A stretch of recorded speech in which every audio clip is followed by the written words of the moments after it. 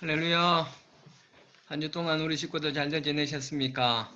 예, 우리 오늘도 이 시간에 하나님 앞에 예배하러 나오시는 여러분들을 예수님의 이름으로 환영합니다.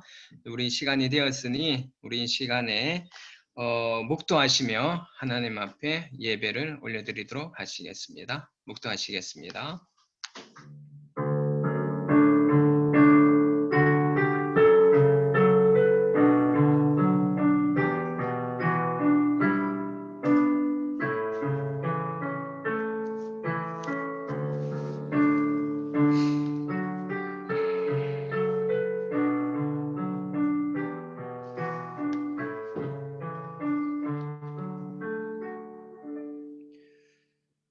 우리의 능력이 되시는 하나님을 향하여 기쁘게 노래하며 야곱의 하나님을 향하여 즐거이 소리칠지어다.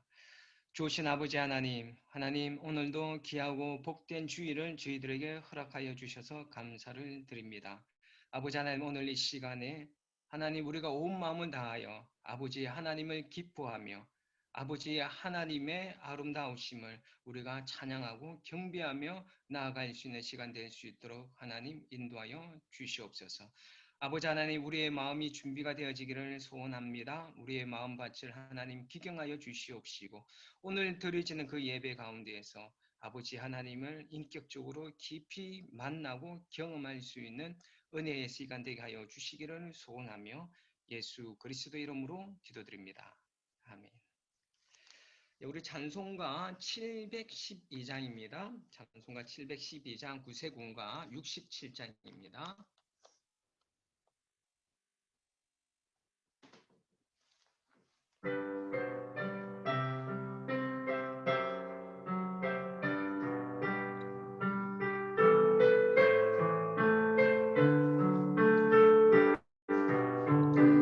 우리의 마음 그들었고 아무리 착하다 해도 하나님 넓고 큰 자비와 사랑에 어찌 비하랴. 하나님 아버지의 사랑 크시고도 놀라워라. 언제나 죄인 부르시고 용서하여 주시도다. 지시로 형제 사랑하고 지시로 동정하여도 하나님 넓고 큰 자비와 사랑에 어찌 비하랴. 하나님 아버지의 사랑 크시고도 놀라워라. 언제나 죄인 부르시고 용서하여 주시도다. 기쁨과 슬픔 함께하고 형제들 위안하여도 하나님 넓고 큰 자비와 사랑에 어찌 비하랴. 하나님 아버지의 사랑 크시고도 놀라워라. 언제나 죄인 부르시고 용서하여 주시도다. 아멘. 예, 우리 주 기도문으로 우리의 신앙을 고백하도록 하겠습니다. 하늘에 계신 우리 아버지여, 이름이 거룩히 여김을 받으시오며 나라에 임하옵시며 뜻이 하늘에서 이루어진 것 같이 땅에서도 이루어지이다. 오늘날 우리에게 일용할 양식을 주시옵시고 우리의 죄를 사하여 준 것 같이 우리의 죄를 사하여 주옵시고 우리를 시험에 들게 하지 마옵시며 다만 악에서 구하옵소서. 대개 나라와 권세와 영광이 아버지께 영원히 있사옵나이다. 아멘. 우리 찬송 539장입니다. 통합 찬송가는 483장입니다.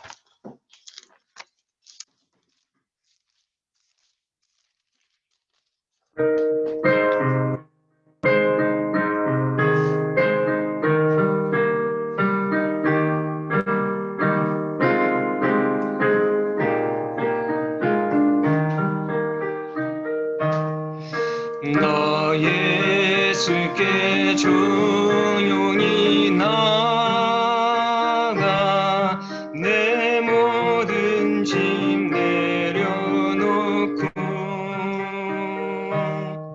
주 십자가 사랑을 믿어 죄 사함을 너 받으라.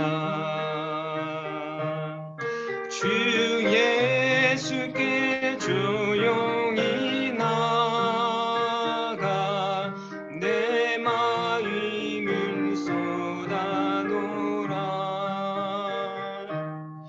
늘은 미리 보시는 주님 그 은혜를 베푸시리.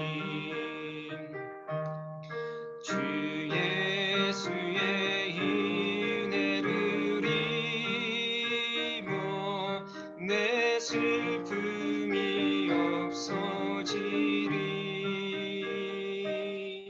내 이웃을 늘 사랑하여 너 받은 것 거저주라. 주 예수께 조용히 나가 내 마음을 쏟아놓으라. 늘은 미리 보시는 주님 그 은혜를 베푸시리. 주 예수를 친구로 삼아 늘 내 옆에 모시오라. 그 영원한 생명샘물에 내 마른 목 죽이어라. 주 예수께 조용히 나가 내 마음을 쏟아놓으라. 늘은 미리 보시는 주님 그 은혜를 베푸시리. 너 주님과 사이여 살면 새 생명이 넘치리라. 주 예수를 찾는 이 앞에 참 밝은 빛 비추어라. 주 예수께 조용히 나가 내 마음을 쏟아놓으라. 늘은 미리 보시는 주님 그 은혜를 베푸시리. 오늘 예배를 위해서 황정희 사가님께서 기도해 주시겠습니다.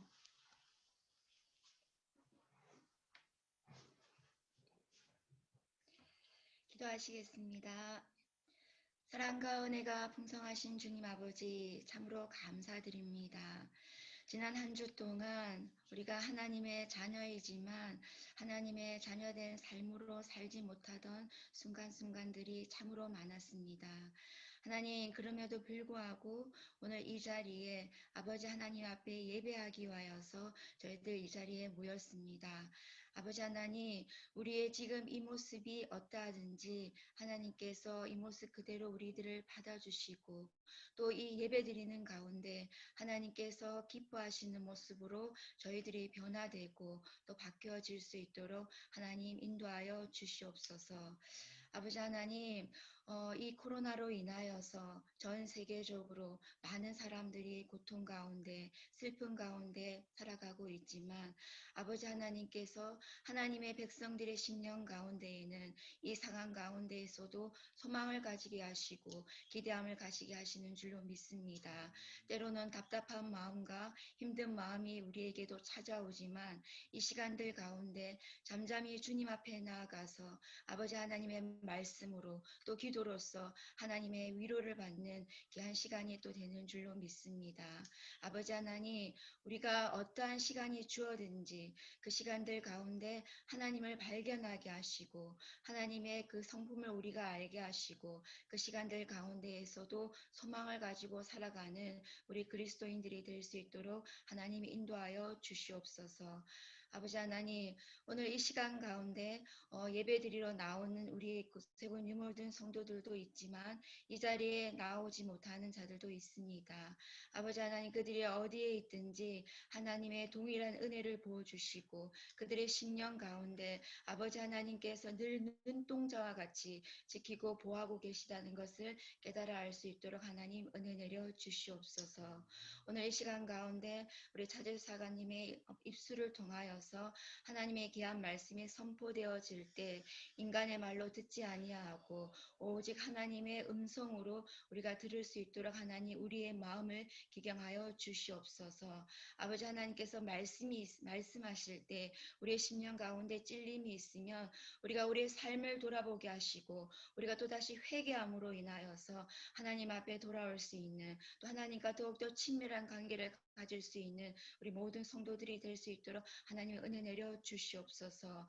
말씀을 전하는 자나 또 말씀을 듣는 자나 하나님 오늘 이 시간 가운데 하나님 귀한 음성을 들려주시사 우리가 또 이 세상 가운데 살아가기 위한 귀한 힘과 또 능력과 은혜를 받는 귀한 축복의 시간이 될 수 있도록 하나님 은혜 내려 주시옵소서. 오늘 이 시간 가운데 오직 하나님만을 예배하기 원합니다. 하나님만을 높여드리기 원합니다. 우리의 마음은 낮아지게 하시고 겸손한 마음으로 주님 앞에 귀한 예배드리며 하나님을 올려드릴 수 있는 귀한 시간 될 수 있도록 하나님 인도하여 주시옵소서. 감사드리며 예수님의 이름으로 기도드립니다. 아멘.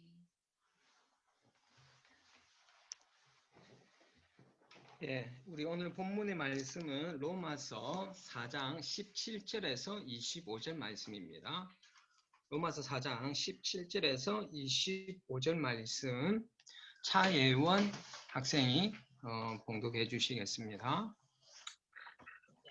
기록된 바 내가 너를 많은 민족의 조상으로 세웠다 하신 것 같으니 그가 믿은 바 하나님은 죽은 자를 살리시며 없는 것을 있는 것으로 부르시는 이시니라. 아브라함이 바랄 수 없는 중에 바라고 믿었으니 이는 네 자손이 이같으리라 하신 말씀대로 많은 민족의 조상이 되게 하려 하심이라.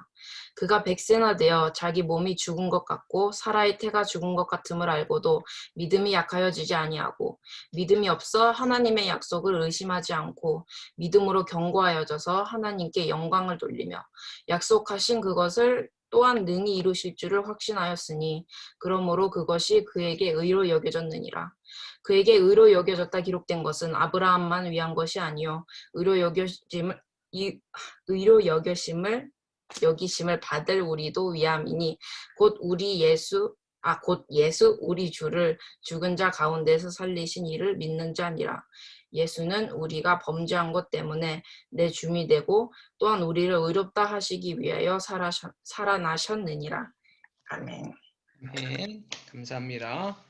예, 우리 이 시간에는 좋은 찬양 영상, 아마 우리 어르신들이 예전에 참 많이 불렀던 찬양이고 좋아했던 찬양인데 이 찬양 들으시면서 준비하신 예물 하나님 앞에 올려드리도록 하겠습니다.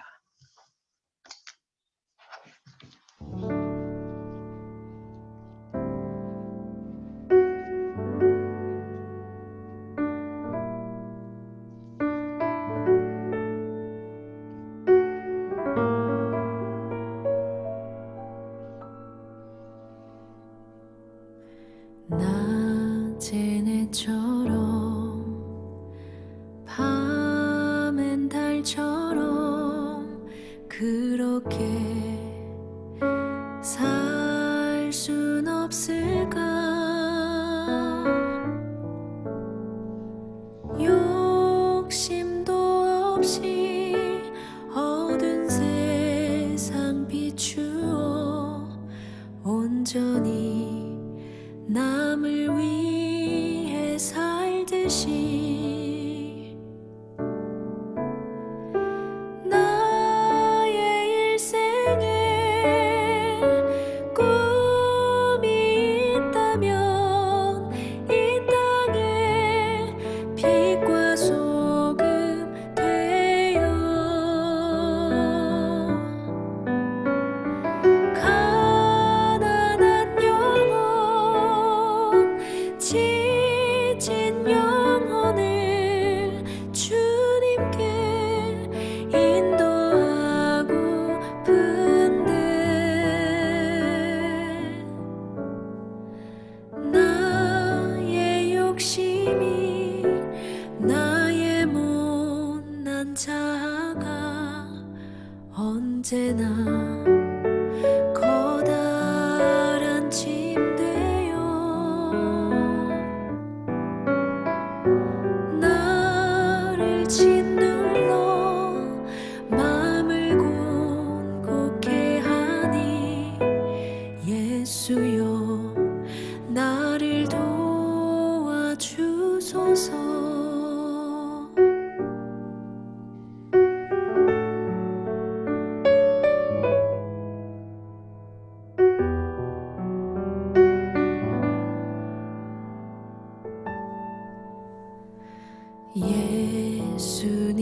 예수님처럼 바울처럼 그렇게 살 순 없을까? 남을 위하여 당신들의 온몸을 온전히 버리셨던 것처럼 주의 사랑은 베푸는 사랑 값없이 그저 주는 사랑 그러나 나는 주는 것보다 받는 것 더욱 좋아하니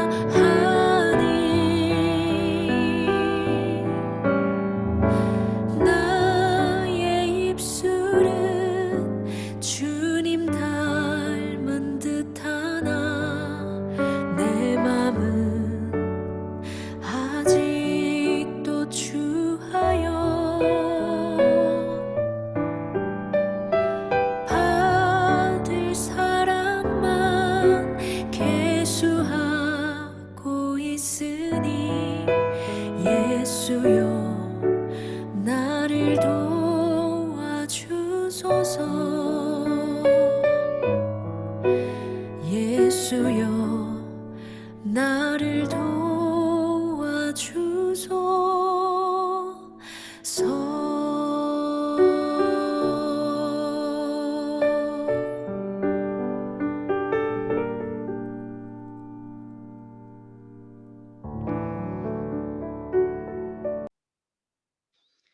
기도하겠습니다.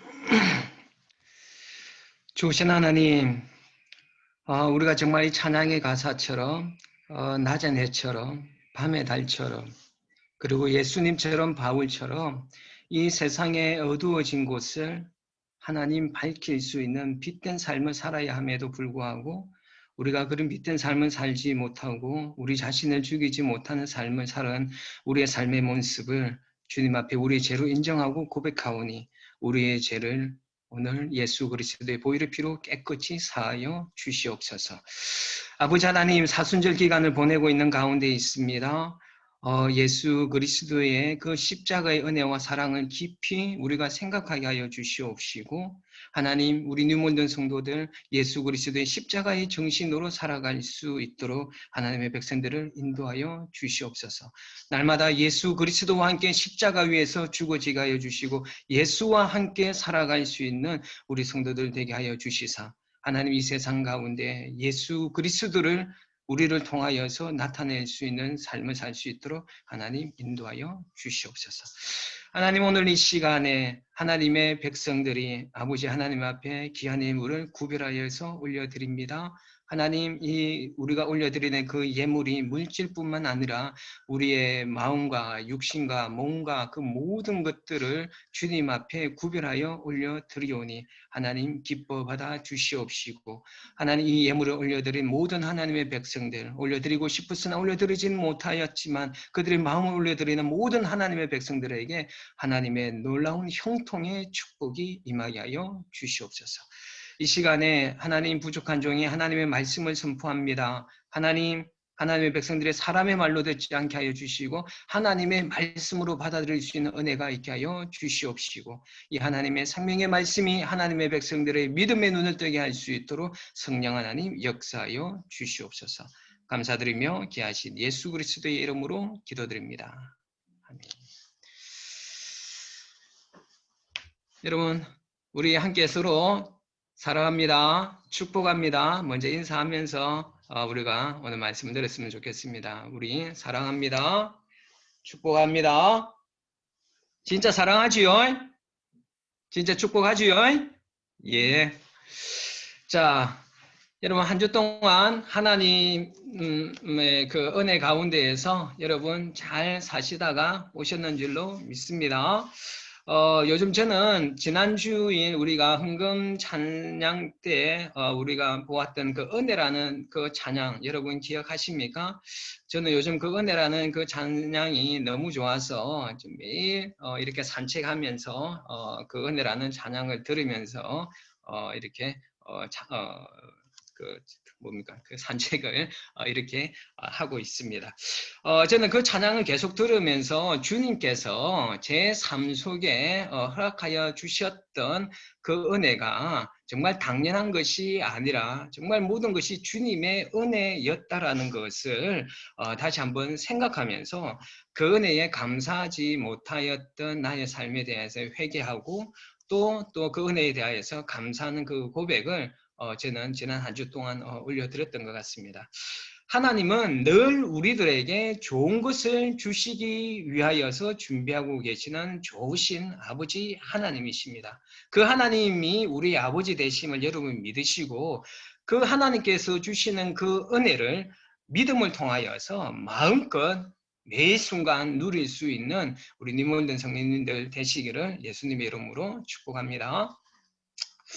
여러분, 우리는 지난 시간 그 하나님의 놀라우신 은혜가 우리에게 실제적인 은혜가 되기 위하여서는 여러분 뭐가 필요하다고 그랬습니까? 뭐가 필요하다고 그랬습니까? 입이라도 빵긋 좀 해주십시오. 네, 이러니까 우리가 대면하면서 우리가 예배를 드려야지 이 제대로 지난 시간에 말씀을 드렸는지 예배되면 확인을 할 수가 있는데 이게 다 음속으로 해제해다니까 지난 시간 어떻게 들었는지 제가 확인을 할 수가 없는데 입이라도 빵긋 좀 해주십시오. 자, 여러분, 하나님께서 우리에게 주셨던 은혜가 우리의 실제적인 은혜가 되기 위해서는 뭐가 필요하다고 그랬습니까? 예, 바로 믿음이라고 지난 시간에 말씀드렸습니다. 여러분, 지난 시간에 보여드렸던 그림 여러분 기억나십니까? 지난 시간 보여준 그림 기억나시나요? 다시 한번 우리가 그림을 보면서 지난 시간 말씀을 한번 더듬어 보도록 하겠습니다. 자, 여러분 그 앞에 감자밭, 고구마밭, 그 다음에 가수원 이런 것들이 보이시죠? 그렇죠? 그리고 그 옆에는 뭐가 흐르고 있습니까? 이 밭을 풍성하게 적실 수 있는 그 아주 풍부한 어떤 그런 강이 지금 흘러가고 있습니다. 자, 여러분 이 감자밭, 고구마밭, 이 가수원 이것은 무엇을 상징하는 것이었나요? 바로 우리의 심령, 우리의 마음, 우리의 삶을 여러분 상징한다라고 말씀드렸습니다. 옆에 있는 강물은 무엇을 상징하는 것입니까? 바로 하나님의 은혜를 상징한다고 했습니다. 여러분 이 은혜의 강이 이 우리의 마음의 밭, 우리의 심령, 우리의 삶을 여러분 적시기 위하여서는 우리의 메말랐던 우리의 심령을 적시기 위하여서는 바로 옆에 있는 은혜의 강물이 필요하지 않습니까? 그런데 이 은혜의 강물로 적셔지기 위하여서는 이 물이, 이 은혜가 옆으로 흘러와야 되잖아요. 우리 마음 밭으로 흘러와야 되지 않습니까? 이것을 흘러오게 하기 위하여서는 뭐가 필요하였습니까? 뭐가 필요하였나요? 바로 믿음의 상수도관이 필요하다라고 말씀했지 않습니까? 잠시 보여주십시오. 자, 이렇게 상수도관을 이렇게 옆에서 이렇게 만들어 놓으면 이 강물이 흘러서 이 밭으로 흘러오는 것처럼 이 하나님의 놀라우신 은혜가 우리의 삶 속에 들어오기 위하여서는, 적셔지기 위하여서는 우리에게 이 믿음의 상수도관, 믿음이 필요하다라고 여러분들에게 분명히 말씀드렸습니다. 믿음이 없이는요, 우리의 삶의 주변에 아무리 많은 은혜가 흘러올지라도 그것이 우리의 은혜가 될 수 없다라고 말씀드렸습니다. 그러므로 우리는 믿음의 삶을 살아야만 하는 것입니다. 그러나 여러분, 믿음의 삶을 살기 위해서는 믿음에 대한 바른 개념이 세워져 있어야 되는 것입니다. 자, 여러분 지난 시간에 말씀드렸죠? 믿음은 무엇이라고 했습니까? 그냥 우리의 긍정적인 생각이나 여러분 또는 신념이나 또는 어떤 그런 마인드 컨트롤이 아니라고 했습니다. 믿음은 무엇이라고 그랬습니까? 믿음은 우리의 믿는 대상, 우리의 믿는 대상이 누구신지를 알아야 되잖아요. 그렇죠? 우리의 믿는 대상인 그 하나님의 성품을 믿는 것이고 그 성품을 가지신 하나님께서 선포하시는 그 말씀, 약속하신 말씀, 그 말씀을 믿는 것이 믿음이다라고 지난 시간에 말씀드렸습니다. 여러분 우리가 무엇을 믿는지도 모르면서 믿습니다. 믿으라고 하니까 그냥 믿고 그냥 입술로만 믿습니다. 라면서 신앙생활을 할 때가 사실 얼마나 많았습니까? 여러분 우리는 제대로 알고 믿어야만 하는 것입니다. 우리가 믿는 믿음의 대상인 하나님이 누구이신지 제대로 알고 믿으셔야지 건강한 믿음의 삶을 살 수가 있는 것입니다. 마치 주문 외우듯이 믿습니다 라고 이렇게 하지 마시고 하나님에 대한 올바른 이해, 하나님이 즉 어떠한 분이신지를 보여주시는 어떤 그런 성경 말씀을 통하여서 하나님의 성품을 바로 알고 그리고 그 하나님께서 말씀하시는 그 약속의 말씀을 통하여서 우리의 믿음이 자라날 수 있기를 예수님의 이름으로 축원합니다. 예, 하면 좀 많이 해주십시오.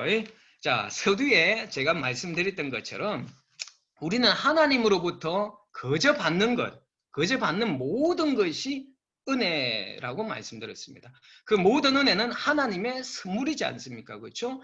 정말 우리는 매일같이 매 순간순간마다 당연한 것이 하나도 없다라고 그랬죠? 매 순간순간마다 여러분 우리의 믿음의 눈을 떠서 보면은요 모든 것이 은혜이고 모든 것이 기적입니다. 자, 그런데 이렇게 하나님께서 우리에게 매일 매 순간 많은 은혜를 내려주시는데 그 중에서도 가장 특별한 은혜가 여러분 무엇이라고 그랬습니까? 예, 바로 예수 그리스도다라고 지난 시간에 말씀드렸습니다. 왜 그랬습니까? 그 은혜만이 곧 그 예수 그리스도를 통하였으면 우리의 모든 죄가 깨끗이 사여지고 새롭게 되어서 하나님 나라에 들어갈 수 있는 유일한 길이기 때문에 그 예수 그리스도가 가장 특별한 은혜라고 말씀드렸습니다. 예수 그리스도를 통하였으면 우리가 어렵게 된다라는 그 하나님을 말씀을 우리가 믿을 때 그 은혜가 우리의 은혜가 되지 않습니까? 죄가 많음에도 불구하고 정말 그 예수님 때문에 여러분 죄 얼마나 많습니까? 여러분 여러분들이 선한 그 행위를 통하여서 여러분 죄를 다 지을 수 있겠습니까? 그럴 수 없습니다. 정말 우리가 죄가 많음에도 불구하고 어렵다라고 인정을 받는 것은 오직 예수님을 믿는 믿음 때문이지 않습니까? 이 예수 그리스도가 우리에게 가장 특별한 은혜가 되고 있는 것입니다. 자, 그런데 여러분, 이 은혜는요, 몇몇 사람들에게만 허락되어져 있는 은혜인가요? 그렇지 않습니다. 지금 이 시간에 예수를 믿지 않는 사람들에게도 이 은혜는 예수를 믿는 믿음으로만 오직 우리의 죄가 사해질 수 있고 하나님 나라에 들어갈 수 있다라는 것. 이 은혜는요, 세상 모든 사람들에게도 주어진 그 하나님의 은혜인 것입니다. 그러나 이 은혜가 나의 은혜가 되기 위하여서는 어떻게 되는 것입니까? 이 은혜를 주신 것을 받아들일 수 있는 믿음이 필요하다는 거예요. 하나님께서 말씀하신 이 말씀을 믿는 믿음이 있어야지만이 그 은혜가 우리의 은혜가 될 수 있는 것입니다. 자, 여러분, 우리는요, 믿음으로 구원을 받는다라는 것이 신약에서만 일어난다라고 우리는 그냥 아무렇지도 않게 그렇게 생각할 때가 있는 것 같습니다. 그런 착각을 하면서 살아갈 수가 있습니다. 그러나 여러분 절대로 그렇지 않습니다. 여러분, 구약에서도 믿음으로 구원을 받고요. 신약에서도 믿음으로만 구원을 받습니다. 이것을 보여주는 사건들이 구약에는 여러 군데 나오고 있습니다. 여러분 잘 아는 요즘 우리 수요 성경 공부 시간에 10가지 재앙에 대해서 이야기를 하는데 특히 우박 재앙 같은 그 경우에 그 하나님의 말씀을 믿고 그 모든 사람과 짐승이 다 집 안으로 들어갔었을 때 그들이 구원받은 거 우리 여러분 배웠지 않습니까? 또 조금 있으면 유월절 사건에 대해서도 이야기하겠지만 그런 유월절 사건을 통하여서도 어떻습니까? 믿음으로 구원을 받는다라는 것을 성경에서는 분명히 보여주고 있습니다. 특히 이번 시간에는 여러분 잘 아시는 불뱀 사건을 통하여서도 분명하게 믿음으로 구약에서도 믿음으로 구원을 받는다라는 것을 보여줍니다. 여러분 불뱀 사건 아시지 않습니까? 이스라엘 백성들이 그 광야 가운데에서 불평하고 불순종할 때 하나님께서 진노하셔서 그들에게 불뱀을 보내어서 그들이 죽는 어떤 그런 사건들이 일어났지 않습니까?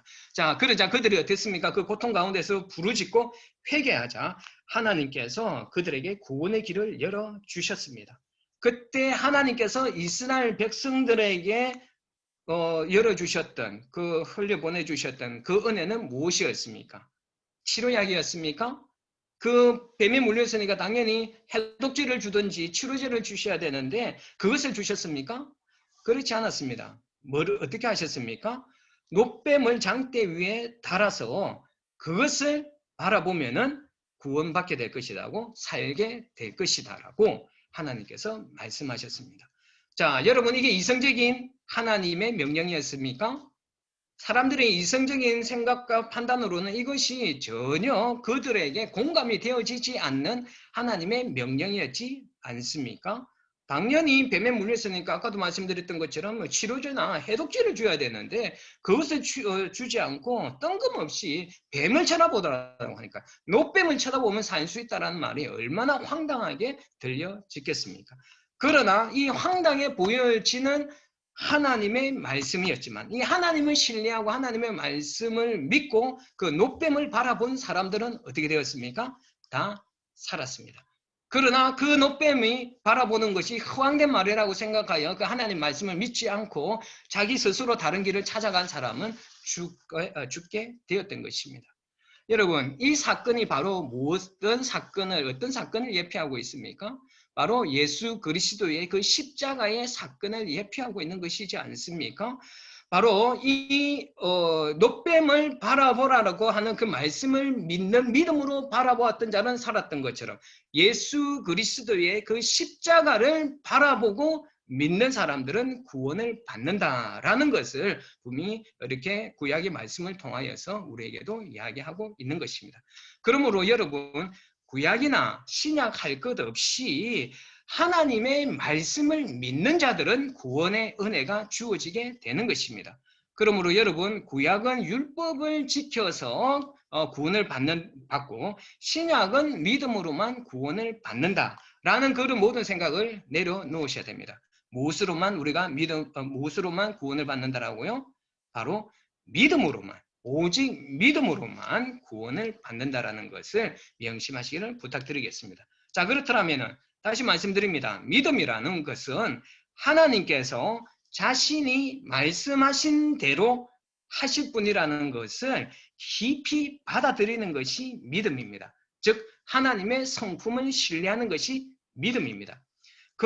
그리고 이 하나님의 성품과 하나님께서 하신 말씀들을 믿기 때문에 그 믿음에 대한 시인, 그 시인과 그 순종의 행위가 반드시 따라온다는 것입니다. 믿음은 우리의 머릿속에 머물러 있는 것이 아니라 우리의 그 삶으로 나타나는데 그 삶이 어떻게 나타나느냐? 말과 행동으로 반드시 따라오게 되어 있다는 것이에요. 여러분, 우리의 삶 속에서 나타나는 이런 그런 말과 행동은요, 이미 마음으로 하나님의 말씀을 붙잡고 있다는 증거가 돼요. 뭐라고요? 우리에게 나타나는 말과 행동은 마음으로 이미 하나님의 말씀을 붙잡고 있다는 증거가 되는 것입니다. 그것이 어디에 나오느냐? 여러분, 고린도후서 찾아보시겠습니까? 고린도후서 4장 13절 말씀 한번 찾아보십시오. 고린도후서 4장 13절 말씀.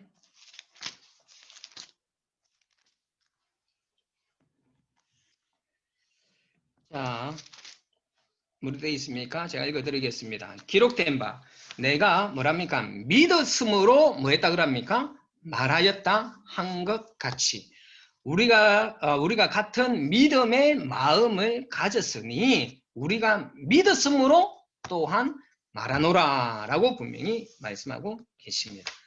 여러분, 진짜 믿음은요, 우리의 입으로 선포가 되어집니다. 우리는 이것을 갖다가 뭐라고 이야기하느냐? 믿음의 언어다라고 이야기를 하고 있지 않습니까? 예수님은 마음에 가득한 것을 입으로 말함이라 라고 말씀하셨습니다. 지난번에도 말씀드렸듯이 바로 우리의 마음이 무슨 자리라 그랬습니까? 우리의 마음이 무슨 자리요? 바로 믿음의 자리다라고 말씀드렸습니다. 즉 우리의 마음속에 두고 있는 믿음이 무엇으로 나타난다고요? 우리의 말과 우리의 행동으로 드러나게 된다는 것이에요. 로마서 10장 10절에도 이런 말씀 나오지 않습니까? 사람이 마음으로 믿어 의에 이르고 입으로 시인하여 구원에 이르느니라 라고 말씀하십니다. 그러므로 여러분, 믿음이 먼저고, 그렇죠? 말은 그 증거로 따라오게 되어 있다는 것이에요. 물론 우리는 이것을 잘 구별해야 됩니다. 이것이 정말 나의 마음에서 나오는 것인지 아니면 그냥 습관적으로 나오는 것인지 아니면은 우리의 속마음을 속이고 나오는 것인지는 구별되어야만 되겠죠. 물론 이 구별은 하나님께서 하실 것입니다. 그런데 여러분, 보통 우리가 다급하거나 그렇죠? 의식적으로 사고하지 않을 때 우리 입에서 나오는 바가 실제로 우리가 믿는 믿음이에요. 그냥 일반적인 상황일 때가 아니라 아주 다급하고 굉장히 무의식적인 어떤 그런 상황에서 우리가 뱉는 그것을 통하여서 정말 믿음이 있는 사람인지 믿음이 없는 사람인지 우리는 알 수가 있어요. 자, 여러분, 예를 들어서요. 오늘 제가 여러분들에게요. 하나님의 전능하심을 여러분 믿으십니까? 이러면은 아마 많은 분들이, 대부분 성도님들이 아멘, 아멘, 아마 이렇게 하실 겁니다. 그렇게 대답하실 거예요.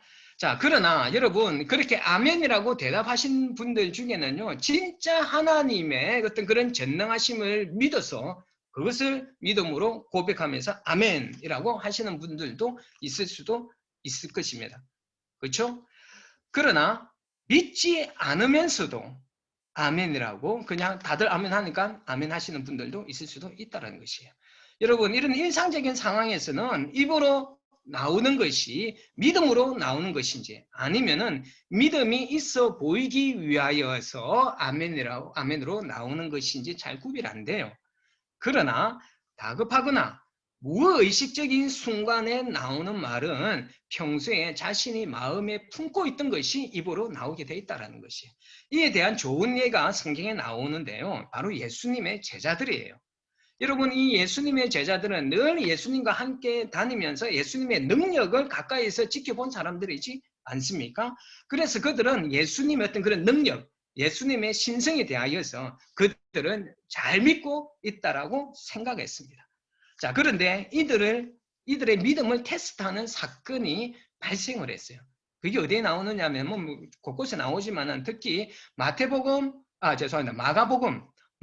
4장 35절과 41절에 볼 것 같으면은, 여러분, 예수님이 갈릴리 호숫가에서 사역을 하시다가, 자, 호숫가 건너편으로 건너가자 하는 어떤 그런 내용이 나옵니다. 여러분, 이 사건 잘 알고 계시죠? 건너편으로 건너가다가 무엇을 만나는 사건이에요?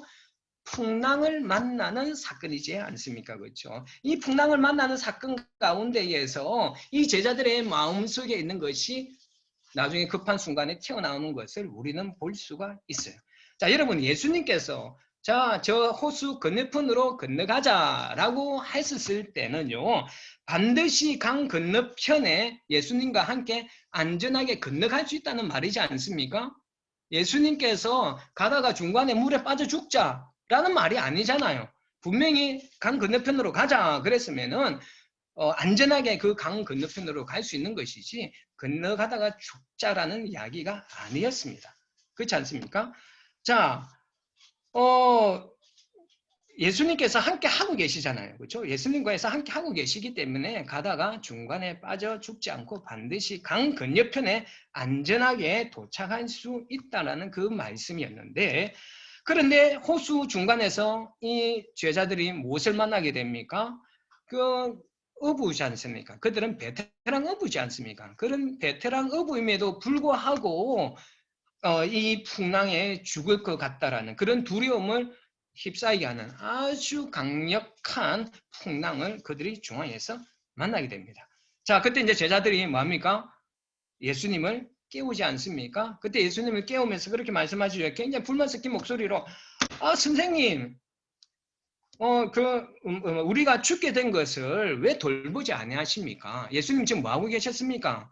많은 사역들 가운데 지쳐셔서 이렇게 곤히 그 배 가운데서 죽으신 정도로 얼마나 피곤한 어떤 그런 육신을 이끌고 계시다라는 것을 우리가 볼 수가 있는데, 아무튼 이 예수님이 곤히 주무시고 계시는 것을 이들이 죽게 됐다라는 어떤 위험과 두려움에 빠지자 예수님을 향하여서 불만 섞인 목소리로, 아니 예수님은 우리를 죽도록 그냥 내버려 두실 겁니까? 왜 그렇게 잠만 주무시고 계십니까? 라고 이렇게 예수님에게 불평하는 것을 볼 수가 있습니다.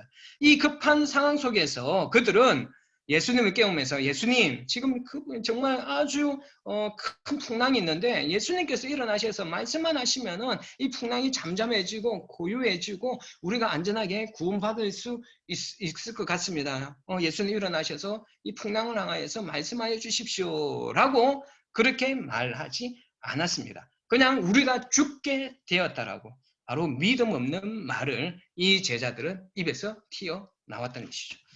이들의 급한 상황 속에서 이 마음에 가득한 것은 입으로 뱉어내었던 것입니다.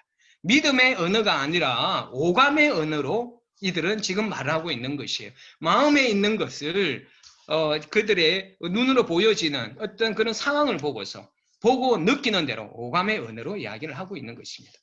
눈으로 보여지는 상황만을 보았지 평소에 놀라운 능력을 행하셨던 그 예수님이 가까이 계심에도 불구하고 그 예수님을 바라보지 못하고 그 상황만 보면서 주님에 대한 어떤 그런 믿음이 없는 것이 나타나고 있습니다. 이런 이들을 향해서 예수님께서 그렇게 말씀하시잖아요. 어찌하여 이렇게 무서워하느냐? 너희가 어찌하여 믿음이 없느냐라고 이렇게 말씀하십니다. 여러분, 우리의 마음의 진정한 믿음은요, 마음속에 있는 진정한 믿음은요, 반드시 입으로 시인하게 되어 있습니다. 그러나 그 진정한 그 믿음의 고백과 선포는 아주 다급한 상황에서 분명하게 구별되어진다라는 것입니다. 평상시에는 잘 구별 안 됩니다. 그러나 다급한 상황이 되면 분명히 이렇게 구별이 되어진다라는 것이죠. 자, 여러분들의 마음은 무엇으로 채워져 있습니까? 평소에나 또는 다급한 상황 속에서 여러분 오감의 언어를 사용하고 있습니까? 믿음의 언어를 여러분 사용하고 계십니까? 여러분들의 마음에 무엇을 담고 있느냐에 따라서 여러분 오감의 언어를 사용할 수가 있고요. 믿음의 언어를 사용할 수도 있습니다. 저와 여러분들이 오감의 언어가 아니라 믿음의 언어를 사용할 수 있는 믿음의 사람들이 되시기를 예수님의 이름으로 축복합니다. 또한 여러분, 진정한 믿음은요, 우리의 말로서만이 아니라 행동으로도 반드시 나타나게 되어 있습니다. 바울은 그 믿음이 행동으로 나타나는 좋은 예를 바로 아브라함을 내세우고 있습니다. 자, 여러분, 아브라함은 본명이 뭐였습니까? 아브람이었습니다. 아브람. 그렇죠? 오늘 제 발음이 좀 안 좋은데 잘 들으십시오.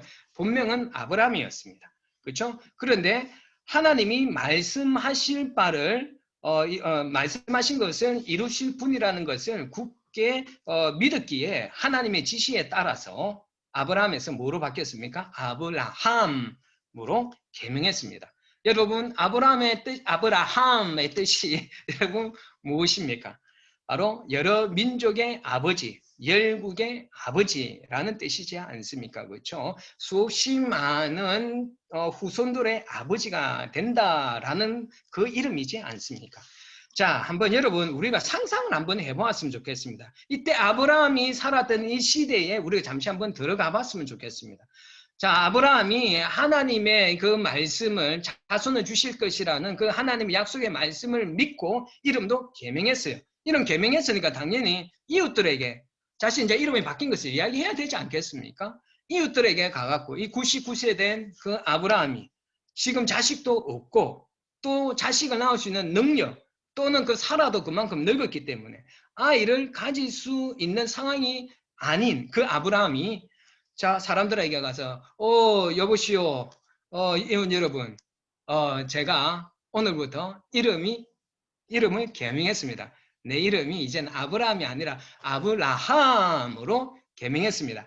하나님께서 나에게 이런 약속의 말씀을 주셔서 내가 많은 후손들을 거느게 될 것이라는 하나님 약속의 말씀을 믿었고 또 하나님께서 그 이름을 개명하라고 그래서 내 이름을 아브라함으로 바꿨습니다. 라고 했을 때 여러분들이 지금 아브라함의 주변에 살고 있는 이웃들이라면 여러분 어떻게 반응하시겠습니까? 아이고야, 저 영감탱이가 지금 나이가 묵더만 지금 노망이 들었구나. 아이고야, 이제 점점 이렇게 맛이 갔네. 아이고, 저놈 영감쟁이 어떡하지? 이렇게 말하지 않았겠습니까? 자, 모든 사람들이 수근수근 하는 것을 이 아브라함이 뭐 기가 묶은 사람도 아니고 그것을 듣고 있지 않았겠습니까? 그런데 아브라함은 있지 않습니까? 사람들이 무엇을 말하든 간에 무슨 생각을 가지고 있는지에 그는 그런 것에 대해서 전혀 상관하지 않았습니다. 그냥 상관하지 않고 그는 단지 마음으로 하나님을 믿었습니다. 그래서 그 마음으로 하나님의 그 약속을 믿었기 때문에 그의 말과 행동이 따라 나온 것이지 않습니까? 그래서 사람들에게 말하고 다니고 있었지 않겠습니까? 약속된 아이가 태어나지 않았습니다. 전혀 태어날 수 없는 상황이지 않습니까? 태어나기 전에 아브라함은 믿은 대로 하나님께서 주신 약속의 말씀을 믿은 대로 말하였고 말한 대로 그 일이 성취가 되었던 것입니다. 그의 삶에 이삭이라는 아들이 태어난 것은 하나님의 은혜였죠? 그렇지 않습니까? 그렇죠? 그 하나님의 은혜는 바로 어떻게 해서 그 은혜가 아브라함에게 찾아온 것입니까? 바로 아브라함의 믿음이었습니다. 하나님의 성품, 하나님의 말씀을 믿는 믿음으로 인하여서 그에게 이삭이라는 특별한 그 은혜가 아브라함에게 나타날 수 있었던 것입니다. 여러분, 아브라함은요, 자신의 눈에 불가능해 보이는 것을 근거로 삼지 않았고요. 하나님께서 하시겠다라는 말씀하신 하나님께서 하시겠다라는 그 말씀의 약속을 근거로 그 아브라함은 살기로 결단하였던 것입니다. 아브라함은 자신의 무기력함과 한계에 집중하지 않았습니다. 사라가 아기를 수십 년 동안 가지지 못하고 생리가 끊겨진 것에 그는 집중하여서 그 믿음을 포기하지 않았습니다. 아브라함의 믿음은 말과 행동으로 입점되어졌습니다. 그는 믿음이 있어 보이기 위하여서 어떤 특정한 말과 행동을 한 것이 아닙니다. 무엇입니까? 아브라함은 하나님의 전능하심, 하나님의 신실하신 그 하나님의 성품에 대한 믿음이 있었고 그 믿음이 뭐로 나타난 것입니까? 바로 확신의 찬 말과 행동으로 나타날 수 있었던 것입니다. 물론 아브라함이 처음부터 이런 믿음을 가졌었습니까? 그렇지 않았지 않습니까? 저는 이 아브라함의 연약함, 나는 참 그것이 참 감사했습니다. 우리처럼 아브라함도 처음부터 믿음이 강한 사람이 아니라 아주 믿음이 연약한 사람이었습니다. 우리가 잘 알다시피 아브라함은 어땠습니까? 하나님께서 가나안으로 인도하셨을 때 어떤 일이 일어났습니까? 아주 극심한 기근이 생기자 그는 어디로 내려갔습니까? 애굽으로 내려갔습니다. 하나님께서 인도하셨다라는 것은 하나님께서 책임져 주시고 보호해 주실 것이라는 그런 믿음이 있어야 했지만은 아브라함은 그때 당시에는 그에게 주어진 상황과 환경만을 바라보았습니다. 하나님을 바라보지 못했습니다. 그래서 믿음이 없어서 애굽으로 내려갔다가 사라를 바로에게 빼앗기는 그런 일을 이 아브라함의 그 삶 가운데 일어났었던 것입니다. 뿐만 아니라 하나님께서 자식을 주겠다고 약속하였지만은 중간에 믿음이 없어 어떤 일들을 했습니까? 자신의 종 중에서 상속자를 삼으려고 했지 않습니까? 그렇죠? 엘리에셀을 갖다가 양자로 삼으려고도 했고 또 시간 또 지나서 또 애를 주시지 않으니까 하나님께 분명히 주시겠다고 그때도 또 약속했는데 또 애가 생기지 않으니까 또 어떻게 했습니까? 하가를 통하여서 이스마엘을 가지면서 하나님의 약속을 자신의 스스로 성취시키려고 하는 아주 미숙한 행동도 이렇게 아브라함은 보였습니다.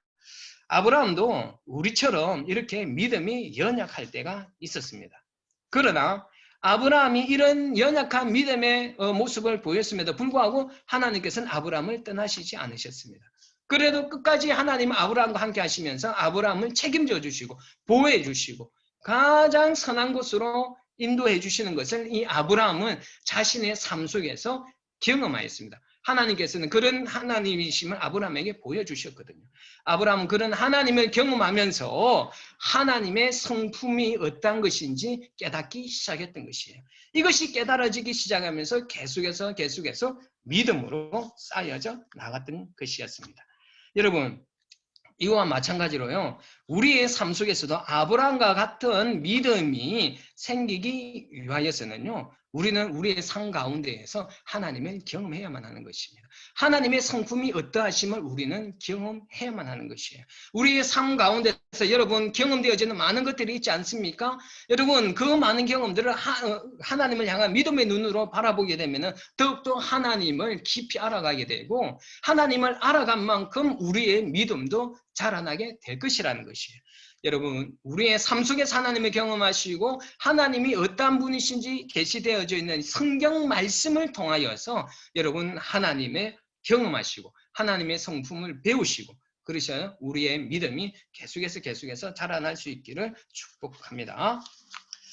아브라함이 믿음의 삶에 실패를 했을 때는 여러분 언제 이 믿음의 삶을 실패를 했을 것 같아요? 여러분 언제? 바로 하나님을 향하여서 시선을 두지 않았을 때입니다. 하나님을 바라볼 때는 믿음으로 살 수 있었지만은요, 하나님을 바라보지 않고 자신의 주변의 상황과 환경을 바라보았을 때는 믿음의 실패를 보았던 것입니다. 자신의 상식과 이성으로, 그래서 아까 그랬잖아요. 가나안에 기근이 있었을지라도 환경은 굉장히 어려웠을지라도 하나님께서 자신을 책임져 주시고 보호해 주신다는 믿음을 가지고 하나님을 바라보았다라면 그는 믿음의 실패를 하지 않았을 것입니다. 그러나 눈에 보여지는 어떤 그런 가뭄, 자신의 이성과 상식으로만 판단하고 뭐 했습니까? 애국으로 갔다가 믿음의 실패를 보았지 않습니까? 자신의 상식과 이성으로 생각할 때 믿음의 실패를 보았다라는 것을 우리는 기억해야만 됩니다. 우리도 역시 마찬가지라는 것이에요. 믿음은 하나님의 성품을 신뢰하면서 계속해서 하나님을 바라보는 것입니다. 아브라함은 이런 믿음의 훈련을 계속해서 거쳤기 때문에 더 큰 믿음의 행동을 낳는 것을 우리는 잘 알고 있습니다. 여러분 하나님께서 이 아브라함의 더 큰 믿음의 행동은 무엇이었습니까? 하나님께서 이삭을 제물로 바치라고 했을 때 아브라함은 고민은 하였지만은 하나님을 믿는 믿음으로 그 아들을 하나님 앞에 바치지 않습니까? 무엇이 자신이 정말 그토록 사랑하고 소중했던 그 아들을 그 아들 이삭을 하나님께 바치도록 했던 것입니까?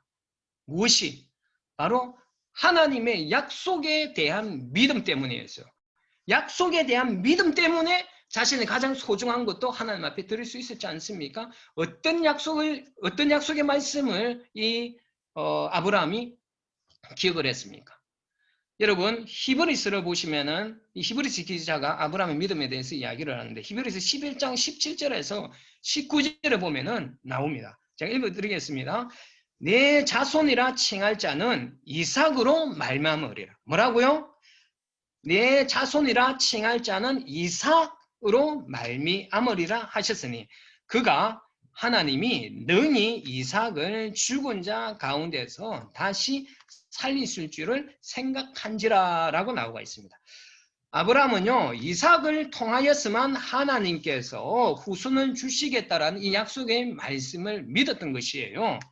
그리고 하나님은 자신의 약속한 것을 반드시 지키신다는 하나님의 성품에 대한 믿음이 있었기 때문에 자신의 가장 귀한 독자 이삭도 드릴 수 있었던 것입니다. 만약 자신의 손에 의하여서 이 독자 이삭이 죽을지라도 하나님께서 약속하셨기 때문에 다시 이삭을 살리셨더라도 그 이삭을 통하여 후손을 주실 것이라는 그 하나님의 약속의 말씀을 대한 믿음 때문에 이 이삭을 하나님 앞에 드릴 수 있었던 것이지 않습니까? 여러분, 아브라함에게 그 정말 우리가 상상할 수 없는 어떤 그런 순종의 행위가 그 순종의 행위를 통하여서 이 아브라함이 하나님을 얼마나 경외하는지, 그리고 그가 세상 그 어느 것보다 하나님의 말씀을 믿었는지를 보여주는 증거라고 할 수가 있지 않겠습니까? 그가 이삭을 드린 그 순종의 행동은 바로 믿음의 증거였습니다. 아브라함의 믿음의 증거였습니다. 믿음을 보이기 위하여서 한 어떤 행동이 아니었습니다. 믿음을 보이기 위한 행동이 아니라 믿음이 있었기 때문에, 하나님을 향한 믿음이 있었기 때문에 그 행동이 나타났고 그 행동이 믿음의 증거가 되었던 것입니다. 이러한 원리들이 우리들에게도 동일하게 적용이 되어집니다. 여러분, 참 믿음은요, 반드시 말로도 선포될 뿐만 아니라 그 선포한 말에 맞게 행동도 따라오게 되어 있는 것입니다. 말과 행동이 따라오지 않는 머릿속에서만 머물고 있는 믿음은 우리의 믿음이 절대로 아니라는 것이에요, 여러분. 그렇기 때문에 우리 스스로가 믿음이 있는 사람인지 없는 사람인지는 우리의 선포되어지는 말과 그리고 하나님에 대한 그 믿음의 행동, 그 삶을 통하여서 우리가 믿음이 있는 사람인지 없는 사람인지 우리는 알 수 있을 것입니다. 그래서 여러분, 하나님의 성품을 기억하십시오. 하나님을 향한 믿음의 언어를 선포하시고 그 선포한 대로 믿음의 삶을 살 수 있기를 부탁드리겠습니다. 바울은요, 이런 아브라함에 대하여 20절에서 뭐라고 이야기를 하느냐? 믿음이 없어 하나님의 약속을 의심하지 않고 믿음에 견고하여져서 하나님께 영광을 돌렸다라고 이야기를 하고 있지 않습니까? 자, 이 구절을 세번역에서는 이렇게 이야기를 합니다. 그는 하나님의 약속의 말씀을 믿고 의심하지 않았습니다. 오히려 그는 믿음이 굳세어져서 하나님께 영광을 돌렸습니다 라고 이야기를 합니다. 자, 여러분, 여기서 의심하다라는 단어가 중요한 거예요. 의심하다라는 것은 생각이 나뉘어진다라는 것이에요. 자, 그런데 이 아브라함은요, 자신에게 처해진 그 상황을 보면서 마음과 생각이 나누어지지 않았다라는 것입니다. 자신의 상황을 보고서 마음이 나누어지지 않았어요. 자신의 상황이 어떻든 자신의 마음은 한결같았습니다. 무엇입니까? 하나님을 신뢰하는 그 믿음. 한결같았다라는 것입니다. 전혀 의심하지 않았습니다. 마음이 나누어지지 않았습니다. 네, 여러분, 우리들은 우리의 주어진 어떤 그런 상황을 보고 그 상황에 따라 우리의 마음이 요동할 때가 얼마나 많이 있어 왔습니까? 저와 여러분들의 삶 속에 정말 주어지는 그 많은 어떤 그런 상황 속에서 이성과 상식의 판단에 따라서 살아가는 사람들이 아니라 하나님의 성품, 하나님의 말씀을 온전히 신뢰하는 그 믿음으로 선포하시고 행동하시는 저와 여러분 되시기를 부탁드리겠습니다. 말씀 정리하겠습니다. 여러분, 바울이 왜 이 아브라함을 통하여서 믿음으로 어려워지고 구원받는다라는 것을 이야기를 할까요? 이것은 아브라함만을 위한 이야기가 아니라 바로 저와 여러분 그리고 이 세상의 모든 사람들이 구원을 받을 때 오직 믿음으로만 구원받을 수 있다는 것을 교훈하기 위함이었던 것입니다. 여러분, 우리의 행위로는 우리의 죄악을 결코 지을 수가 없습니다. 오직 예수 그리스도께서 우리의 죄를 사하여 주시고 우리의 구원자가 되심을 믿는 믿음으로만 어려워질 수 있다라는 이 하나님의 약속의 말씀을 여러분 믿으시기를 부탁드리겠습니다. 그리고 우리 그리스도인들은 이 땅에서 살아갈 때 이성과 상식으로도 살아가야 되겠죠. 이성과 상식으로도 살아가야 되겠지만 이성과 상식 그리고 우리의 믿음이 충돌이 생길 때는 믿음을 선택하는 믿음을 따라서 살아가야 할 사람들임을 그 사람들이 그리스도인임을 여러분 잊지 마시기를 부탁드리겠습니다. 우리의 믿음은 하나님의 성품과 하나님의 말씀을 믿는 것입니다. 하나님의 말씀을 우리의 뭐로 들어야 된다고요? 우리의 마음의 귀로 듣고 눈으로 보아야만 하는 것입니다. 맞습니까?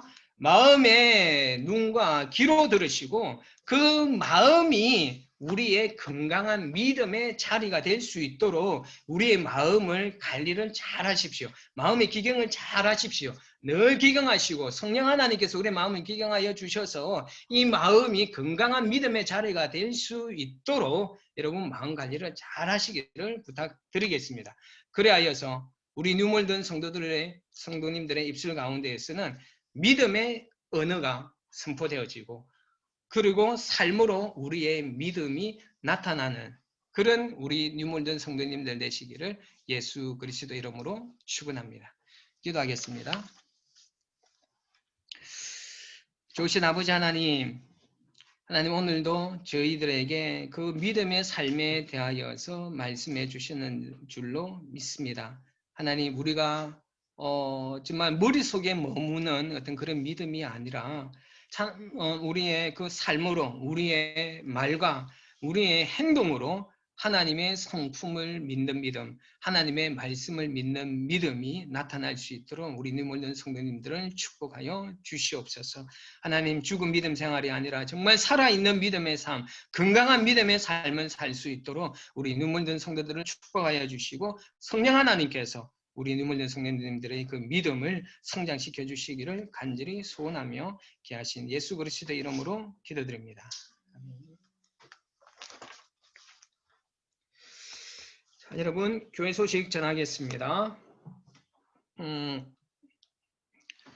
3월 마지막 주 부흥의 강사는요. 경남지방 강태석 장관님이십니다. 이번에는 장관님을 제가 부탁드렸는데 이 장관님이요 진짜 가슴에 불을 품고 살아가시는 장관님이십니다. 저는 어릴 때부터 이분을 알고 있었는데 정말 그분의 가슴 속에 그 불은요 아직도 식어지지 않는 것 같아서 그 장관님에게 다시 한번 제가 부탁드렸습니다. 우리 이 부흥회에 말씀 좀 꼭 좀 전해달라고 흔쾌히 승낙해 주셨는데 여러분 이 강태석 장관님을 위하여서 이 집회를 위하여서 여러분 기도하시면서 기대하며 기다리셨으면 좋겠습니다. 자 그리고 다음 주죠 3월 16일부터 18일까지 온라인으로 제영 런던 한인교회 연합회에서 주관하는 봄 사경회 또는 봄 부흥회가 있습니다. 저녁 7시 반부터 시작되어지는데 여러분에게 지금 그 아이디와 비번을 이 카톡방에 올려드렸습니다.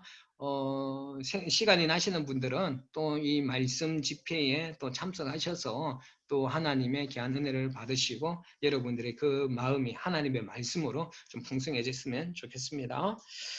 자, 다음 주 기도는 김수연 부교님께서 해주시고 성경 봉독은 염원이 해주시겠습니다. 자, 우리 찬송 620장 우리 후에 축도로 예배를 마치도록 하겠습니다.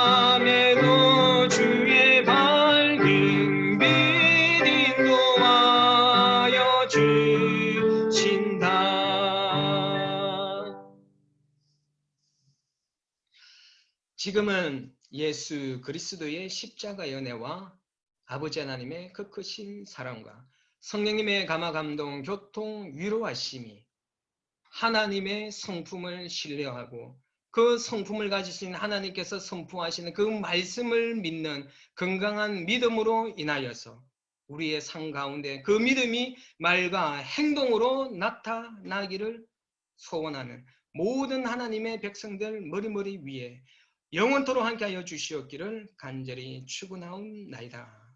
아멘.